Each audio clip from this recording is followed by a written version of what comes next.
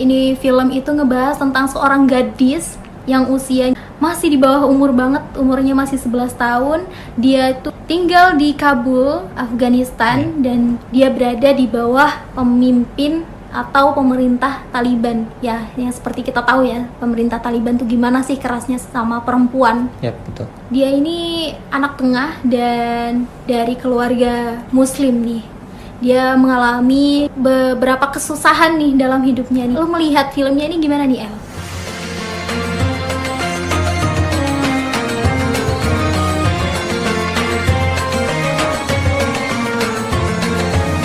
Hai semuanya, balik lagi sama Julpa di sini. Apa kabar nih kalian semua? Dan gimana nih puasanya? Lancar kan?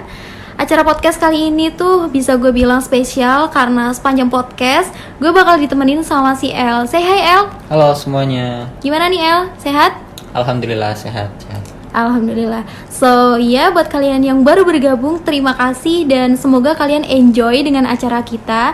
Kalau kalian suka sama podcast kita, boleh banget support kita di IG dan TikTok, link Wapreneurship, dan jangan lupa masukin channel kita di playlist Spotify kalian. Sebelum kita masuk ke inti acara kita, sebelumnya kita bakalan ngenalin ke kalian narasumber kita nih. Namanya itu El, dan dia itu salah satu mahasiswa program studi sastra Inggris di UIN Sunan Kalijaga, Yogyakarta. Nah, si El ini dia itu beberapa kali pernah menjadi aktor di beberapa film dan juga pernah jadi talent di acara teater. Nah, kenapa kita ngundang si El? Karena ini ada kaitannya sama tema kita hari ini. Karena tema kita hari ini itu mereview film. Dan dia cukup kompeten di review-reviewan lah ya. Sesuai yang gue bilang tadi, episode kali ini tuh kita bakalan ngebahas tentang film yang biasa tayang nih di TV nasional spesial Ramadan.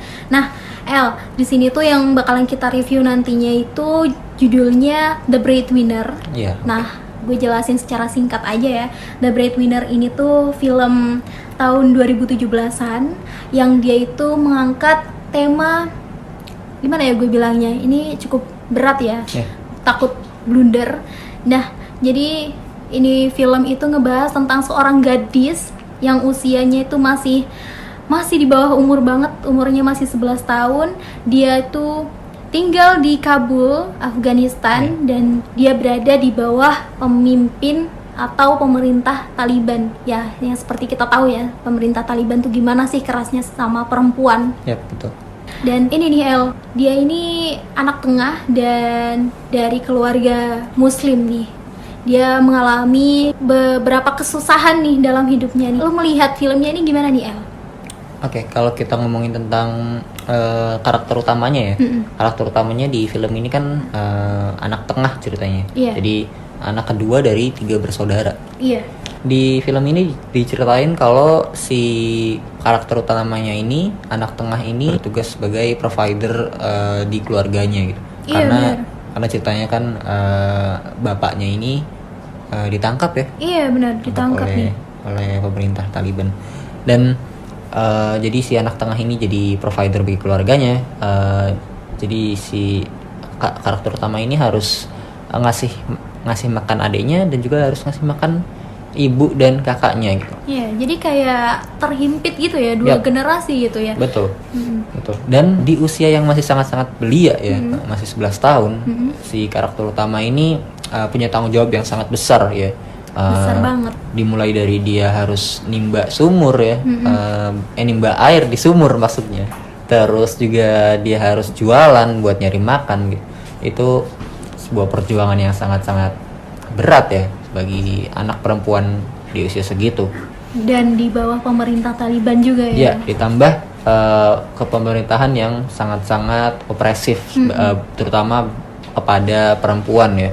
Di situ juga digambarin gimana sih para Taliban ini kayak sampai ke fisikal kepada perempuan gitu loh, tanpa ada rasa belas kasih atau tanpa ada rasa gak enakan sama perempuan gitu. Kayak dengan seenaknya memukul atau menendang secara fisik. Dan iya nih karakter utamanya nih tadi kalau kita ngobrol balik lagi tadi tentang anak tengah nih emang gimana ya, anak tengah nih kayaknya nih bakal relate banget ya sama beberapa kasus di zaman sekarang ini yang dimana anak tengah itu ya gimana ya, selalu dapat tekanan gitu dari atas maupun dari bawah gitu ya. Betul. Dan menurut lo gimana sih penggambaran anak tengah di film ini tuh?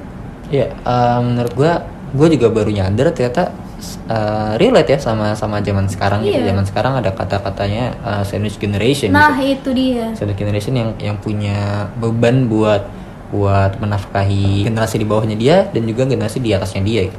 Kalau kita tarik buat konteks sekarang, ya bisa dibilang mirip-mirip lah ya. Walaupun secara konteks spesifiknya beda jauh banget ya. Kita bisa bilang sangat-sangat beda banget gitu antara di film ini sama yang terjadi pada saat ini gitu.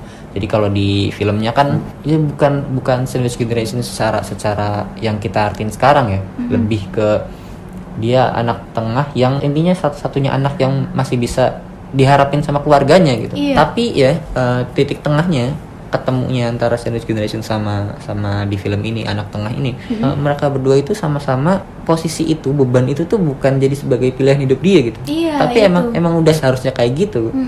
Itu udah jadi keharusan mereka untuk bertahan hidup gitu, untuk membantu keluarganya gitu. Nah iya itu tadi sih, emang kalau kita lihat-lihat nih sebagai sandwich generation itu tuh emang berat ya kan, dan banyak banget opini tentang sandwich generation ini tuh mereka kayak harus mengubur mimpinya dalam-dalam karena itu tadi loh, posisi dia yang terhimpit tadi tuh El. Betul. Nah gimana ya El? Ini juga menarik karena menurut gua emang banyak banget ya kasusnya tentang orang yang rela untuk mengubur mimpinya dalam-dalam demi keberlangsungan kehidupan keluarganya gitu. Itu kan yang menurut gua paling dasar bagi kehidupan kan ya itu gitu, untuk at least ya bertahan hidup lah gitu. Dan itu bukan jadi sebuah pilihan bagi dia gitu. Jadi itu adalah kewajiban bagi ya orang-orang yang mungkin tergolong sebagai sandwich generation. Jadi ya emang nggak bisa dia milih dia mau hidup kayak gimana gitu. Iya.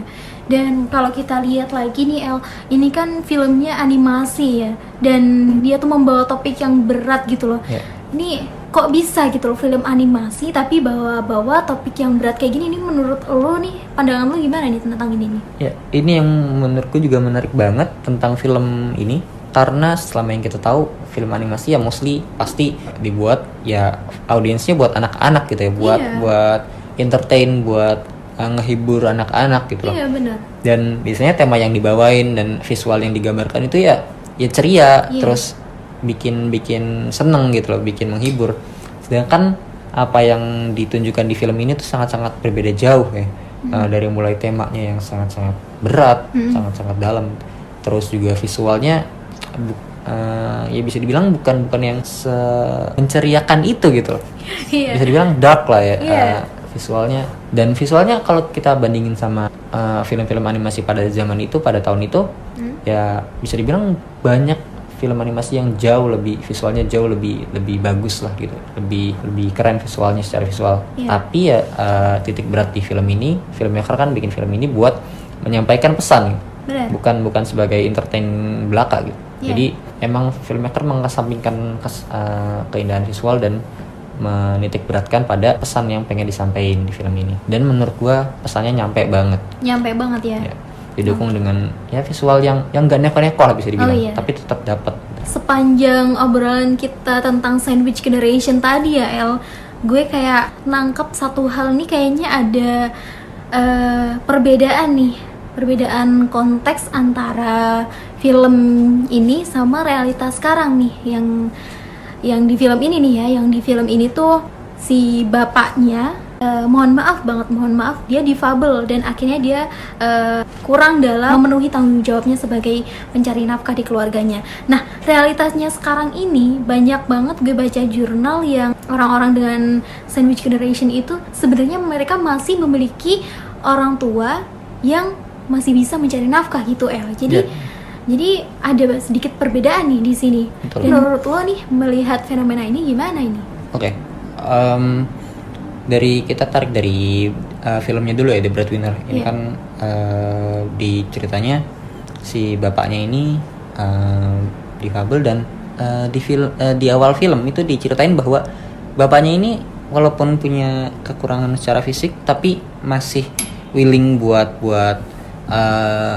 mencari nafkah dan menghidupi keluarganya gitu. Iya, benar. Dengan berjualan kan di pasar, Iya, ya, benar. berdagang di pasar. Dan titik dimana bapaknya ini udah nggak bisa menghidupi keluarganya lagi kan karena ditangkap kan Benar. sama pemerintah di Afghanistan itu kan, sama Taliban, sama Iya. orang-orang Taliban nih.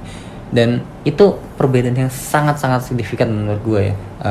Kalau dibandingin sama beberapa, mungkin ya kita nggak bisa menyamaratakan semua ya, tapi Iya. mungkin ada beberapa atau banyak kasus di zaman sekarang yang sebenarnya orang tuanya itu masih punya masih punya fisik yang kuat, yang mampu untuk mencari nafkah gitu. Nah iya itu. Tapi karena menurut gue entah kenapa ya, dari pandangan gembel gue ngerasa faktor terbesarnya karena ada kata-kata banyak anak banyak rezeki, Oh, yang menurut gue udah nggak relevan banget ya buat zaman Iya. sekarang kalau menurut gue pribadi, karena seolah-olah di kata-kata itu tuh nganggep anak tuh sebagai aset banget gak sih, sebagai aset yang kayak investasi yang bakal ngebawa rezeki ke keluarganya. Ya mungkin kita nggak ngomongin masalah religius dulu lah gitu, yang nanti rezeki bakal datang sendiri, itu kita kesampingkan dulu, itu Iya. kita kesampingkan realitas dulu ya. Makin banyak anak kan justru seharusnya makin banyak responsibility yang harus ditanggung kan. benar. Bukan berarti lu berharap kepada anak-anak lu untuk bisa ngebawa rezeki lu gitu loh. Justru itu menjadi sebuah responsibility, sebuah tanggung jawab yang besar buat seorang orang tua gitu ya. Jadi bukan berarti ya nyerahin gitu aja ke anaknya gitu. Terutama apalagi waktu di masa-masa dimana si orang tuanya ini sebenarnya masih mampu gitu untuk menghidupi at least buat diri sendiri gitu. Misalkan kalau orang tuanya walaupun udah agak tua gitu, tapi masih bisa bekerja at least buat menghidupi dirinya sendiri, buat orang tuanya sendiri. Jadi kan nggak ada istilah sandwich generation yang harus menafkahi kedua generasi gitu, baik ke orang tuanya ataupun ke adiknya misalkan.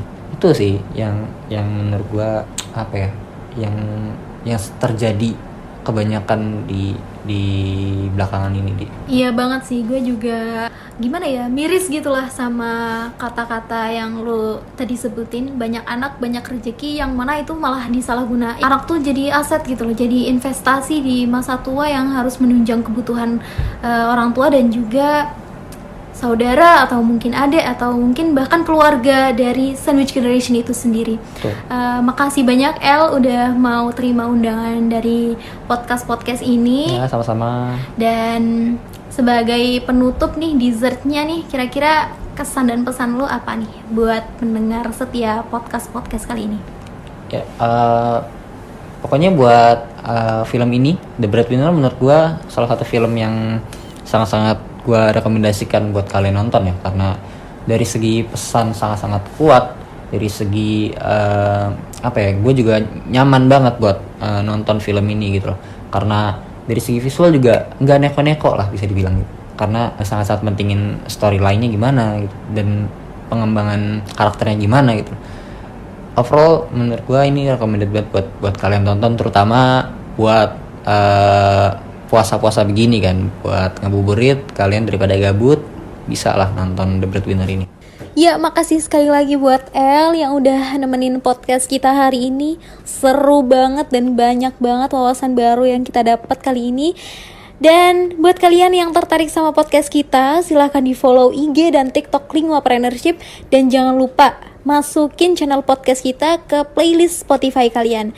Selamat menjalankan ibadah puasa dan see you in the next podcast.